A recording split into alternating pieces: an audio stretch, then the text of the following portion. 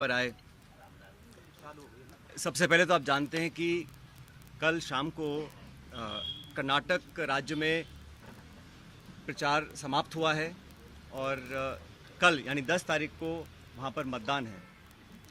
कर्नाटक में जो election campaign हुआ और जो रुझान सामने आ रहे हैं उसे देखकर स्पष्ट है कि वहाँ जनता बदलाव चाहती है और वहाँ की भाजपा सरकार भ्रष्टाचार में पूरी तरह लिप्त थी और हमारी पार्टी का नेताओं का जो धुआंधार प्रचार हुआ उसको देखकर ये बात बिल्कुल क्लियर है कि वहाँ कांग्रेस पार्टी 13 तारीख को जब मतगणना होगी तो बहुत भारी बहुमत के साथ वहाँ पे सरकार हम लोग बनाएंगे।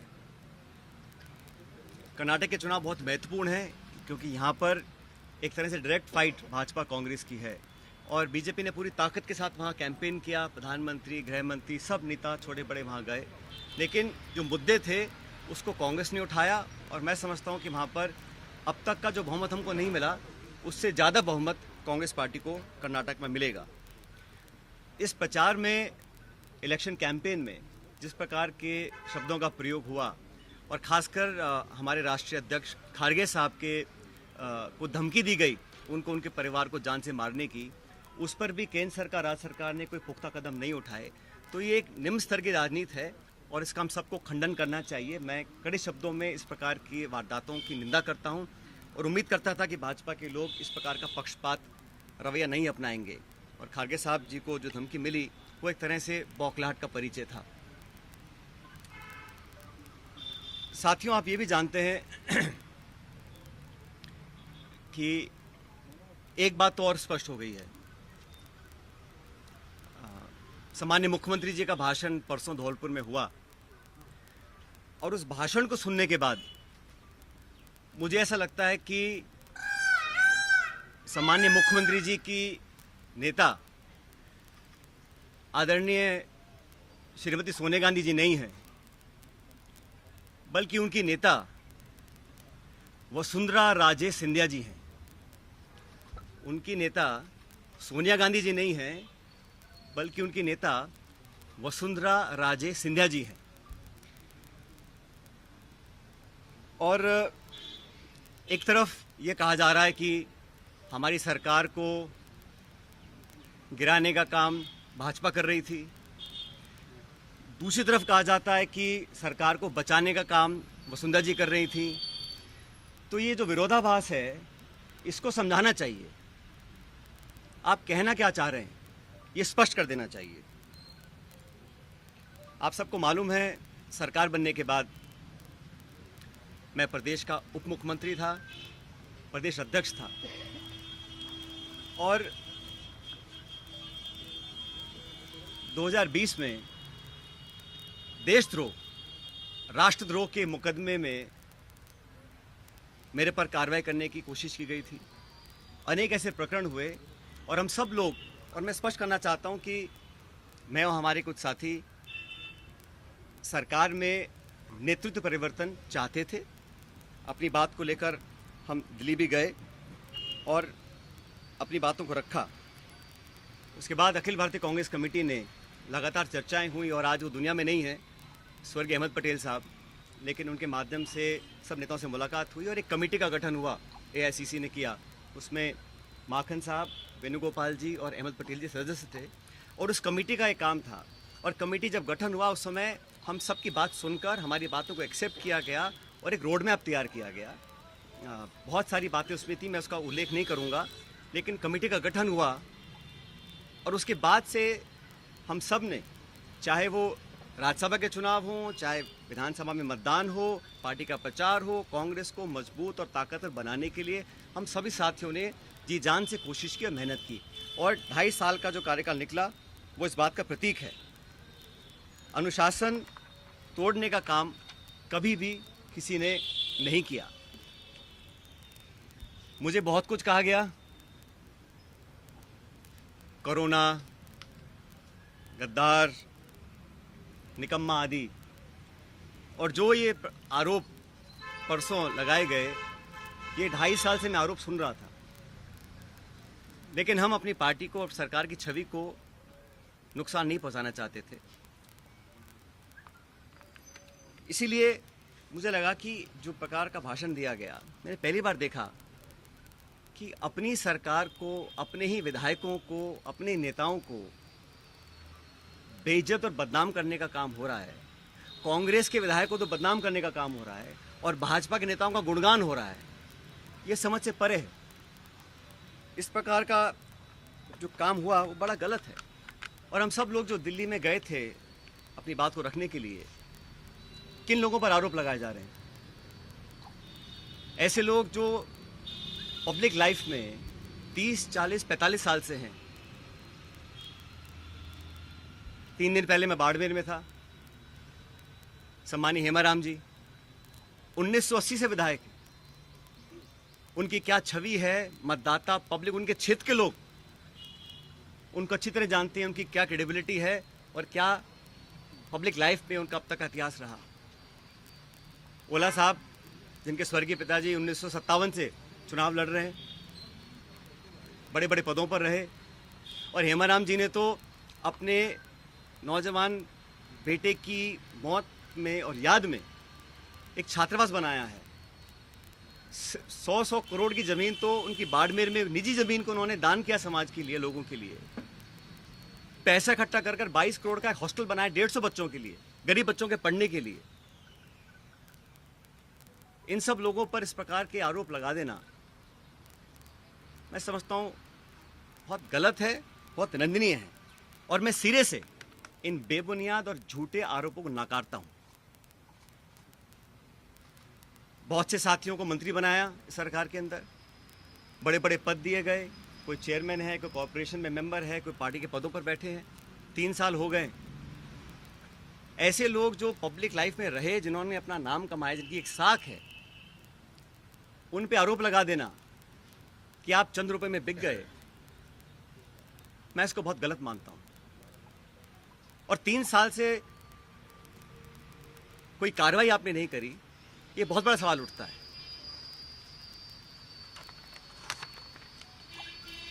साथियों, हम दिल्ली में गए, अपनी बात को रखा,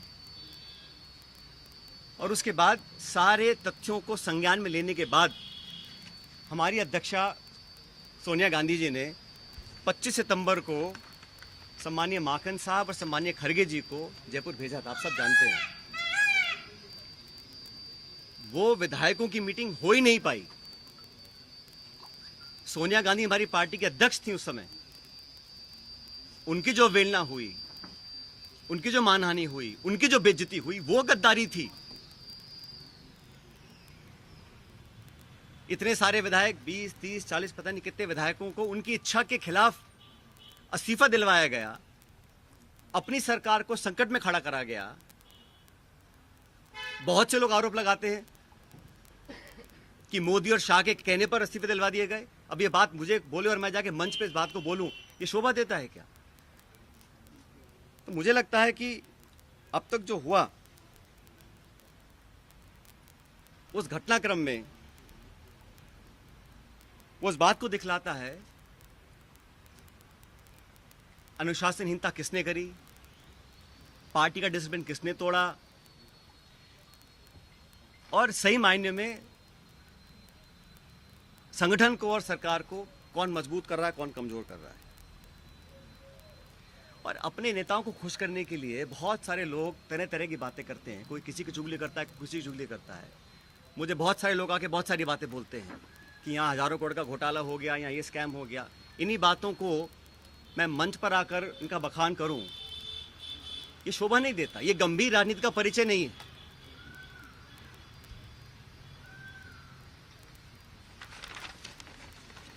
इसीलिए मैं, आप जानते हो, पिछले 1.5 साल से चिट्ठियां लिख रहा हूं वसुंधरा जी के कार्यकाल में जो तमाम गंभीर भ्रष्टाचार के आरोप हमने लगाए, अशोक गहलोत जी ने लगाए, मैंने लगाए, मंचों पर लगाए, प्रेस कॉन्फ्रेंस करके लगाए, उनकी जांच क्यों नहीं हो पा रही थी। अब मुझे समझ में आ रहा है कि ये जांच अब तक क्यों नहीं हुई। मेरे चिट्ठियां लिखने के बावजूद मैं 11 अप्रैल को जयपुर में अनशन पर बैठा इस मांग को लेकर, लेकिन अब मैं नाउम्मीद हूं क्योंकि तथ्य सामने आ रहे हैं। कार्रवाई क्यों नहीं हो और क्यों नहीं होगी, यह बात भी स्पष्ट हो चुकी है। इसलिए मैं ऐसा मानता हूं कि हम लोग जो पब्लिक लाइफ में हैं, जनता ही भगवान है और जनता जनार्दन के सामने हम सबको नतमस्तक होना पड़ेगा। मैंने करप्शन की इशू को लगातार उठाया, पहले भी उठाया, आज भी उठा रहा हूं, आगे भी उठाता रहूंगा। जब जब मैं वसुंधरा जी के करप्शन की बात करता हूं या जो पेपर लीक हुए जिसमें लाखों बच्चों के भविष्य पर सवाल चिन्ह खड़े हो गए, उस पर कोई जवाब नहीं आता। इसलिए साथियों, मैंने निर्णय लिया है कि आरपीएससी, जहां से कई सारे पेपर लीक हुए, बहुत सारी वहां पे खबरें आई कि वहां पे तमाम भ्रष्टाचार हो रहा है, अजमेर स्थित आरपीएससी है। मैं 11 तारीख को, परसों, अजमेर से एक यात्रा निकालूंगा।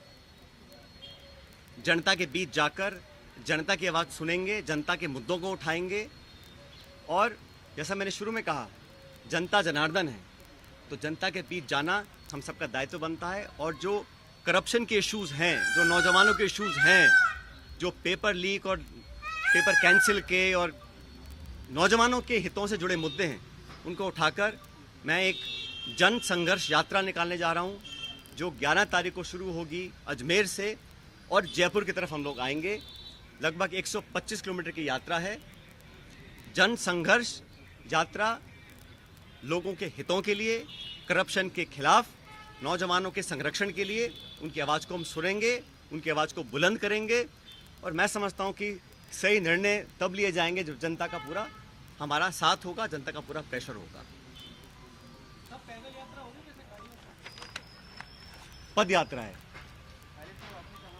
जन संघर्ष पद यात्रा 11 मई को मैं अजमेर से शुरू करूंगा और हम जयपुर आएंगे। लगभग 5 दिन का समय इस यात्रा में लगेगा। तो जैसे मैंने कहा, ये यात्रा किसी के विरोध में ना होकर करप्शन के विरोध में है, नौजवानों के पक्ष में है। जो तमाम जनता में आज मुद्दे हैं, जो इश्यूज़ को लेकर हम राजनीति करते हैं, जिन इशू पर मैं हमेशा अपनी बात रखता आया हूं, उनके बीच जाकर, उनकी बात सुनकर, उनकी आवाज़ बनने की हम लोग कोशिश करेंगे। और ये अभियान शुरू होगा 11 तारीख को।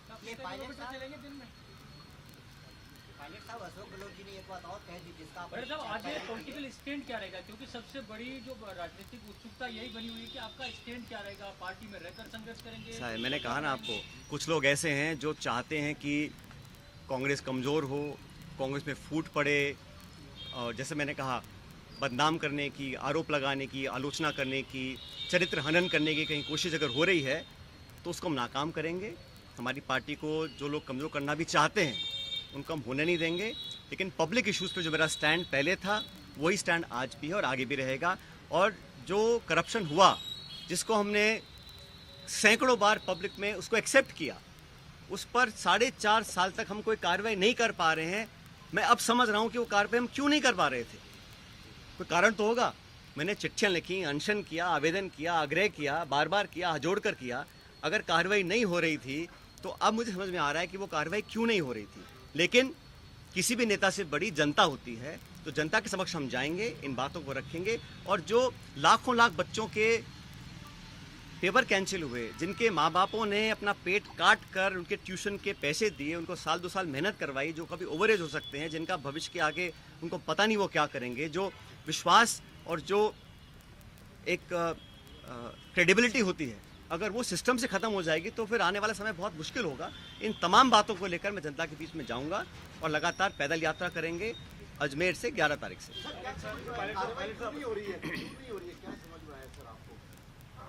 मैंने कहा ना, मैंने जो धौलपुर का भाषण सुना माननीय मुख्यमंत्री जी का, उसको सुनने के बाद अब मैं समझ गया हूं कि वो कार्रवाई अब तक क्यों नहीं हुई और मेरे तमाम आग्रह करने के बाद भी क्यों नहीं हो रही। मैं समझ गया क्यों नहीं हो रही है। वो कह तो रहा हूं मैं आपको।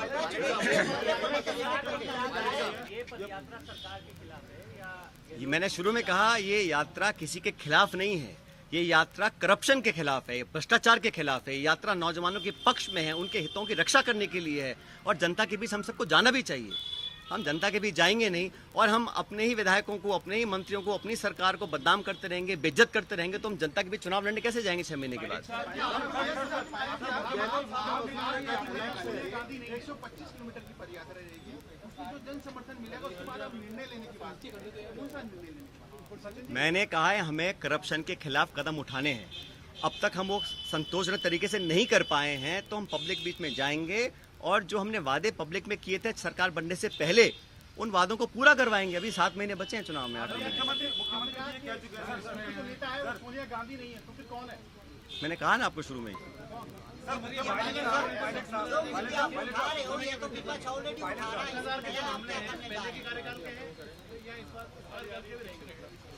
भाई करप्शन तो कहीं पर भी हो, उसके विरुद्ध हम, चाहे वो कांग्रेस पार्टी हो, हमारी सरकार हो, हम तो खुद ही कह चुके हैं कि हमारी 0 टॉलरेंस है करप्शन के खिलाफ, तो उस पर हमें खरा उतरना है।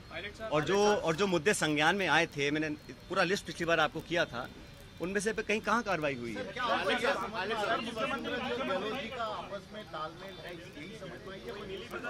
भाई मैंने कुछ नहीं कहा आपको, मैंने इतना कहा कि धौलपुर के परसों के भाषण के बाद मुझे समझ में आ गया है कि कार्रवाई अब तक क्यों नहीं हुई। कोई कारण तो होगा ना। जिस बात को मैं 5 साल लगातार बोल रहा हूँ, सरकार में आने के बाद नहीं कर रहा हूँ, तो क्या कारण थे? वो कारण सामने आ गया। उसी भाषण में मुख्यमंत्री ने कहा कि एआईसीसी से पैसा दिलवा देंगे। उसी भाषण में मुख्यमंत्री ने कहा। इसका जब ऐसा है, मैंने आपको शुरू में कहा कि मैं किसी पे आरोप लगा दूं कि इसने 1000 करोड़ खा गया, 10,000 करोड़ खा गया, 1 लाख करोड़ खा गया, उसका कोई मतलब नहीं है। पब्लिक लाइफ में अगर तथ्य प्रमाण किसी के पास हैं तो कार्रवाई कर देनी चाहिए थी, अब तक क्यों नहीं करी? और ये जो पैसे की बात है, जिन लोगों का पूरा राजनीतिक जीवन सिर्फ पैसे के दम पर पनपा हो, शायद उनको हर चीज में पैसा नोट दिखाई देता है। ऐसा नहीं है। पब्लिक जज्बात भी कुछ होते हैं, पब्लिक वोट भी कुछ होती है, पब्लिक इमेज भी कुछ होती है। जिन लोगों की राजनीति सिर्फ पैसे के दम पर चलती आई हो, उनको हर चीज में अगर पैसा दिखता है, उसका मेरे पास कोई जवाब नहीं है। मैं 3 साल से बातों को सुन रहा हूँ। मैंने बार बार कहा है कि करप्शन के खिलाफ हम सबको लड़ना है। अगर किसी पे कार्रवाई करनी तो कर देनी चाहिए थी। इंतजार किस बात का है? और जिन लोगों पे आरोप लगा रहे हैं, समझना चाहिए उनकी 30, 40, 50 साल की राजनीति है। हम भी बड़े बड़े पदों पर रहे हैं, केंद्र में रहे हैं, राज्य में रहे हैं, निर्वाचित रहे हैं, पब्लिक के सामने काम किया है। अगर कोई उंगली उठा सकता है बता दे हमारे को। इस तरह के आरोप लगाने से, सुन ले मेरी बात, इस तरह के आरोप लगाने से कोई किसी का लाभ नहीं होने वाला है। आरोप तो मैं भी लगा सकता हूँ, जबान खोलने में क्या दिक्कत है किसी को, लेकिन हम संयमित रहे। तमाम गालियां खाने के बाद भी हमने पार्टी का अनुशासन नहीं तोड़ा, आज भी नहीं तोड़ रहे हैं। हम चाहते हैं कि हम पब्लिक की बात को उठाते रहें, सच्चाई के लिए लड़ते रहें, युवाओं की बातों को रखें।